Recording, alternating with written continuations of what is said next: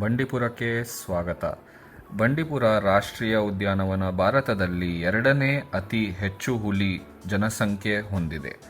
ಬಂಡೀಪುರ ರಾಷ್ಟ್ರೀಯ ಉದ್ಯಾನವನವು ಚಾಮರಾಜನಗರ ಜಿಲ್ಲೆಯಲ್ಲಿ ಗುಂಡಲಪೇಟೆ ತಾಲೂಕಿನಲ್ಲಿದೆ.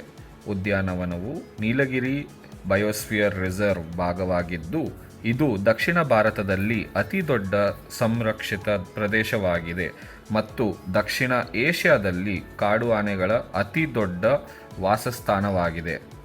ಬಂಡೀಪುರ ರಾಷ್ಟ್ರೀಯ ಉದ್ಯಾನವನವು ನಾಗರಹೊಳೆ ರಾಷ್ಟ್ರೀಯ ಉದ್ಯಾನವನ, ವಾಯನಾಡ್ ರಾಷ್ಟ್ರೀಯ ಉದ್ಯಾನವನ ಮತ್ತು ಮದುಮಲೈ ರಾಷ್ಟ್ರೀಯ ಉದ್ಯಾನವನದ ಇತರ 3 ರಾಷ್ಟ್ರೀಯ ಉದ್ಯಾನವನಗಳೊಂದಿಗೆ ತನ್ನ ಗಡಿಯನ್ನು ಹಂಚಿಕೊಂಡಿದೆ.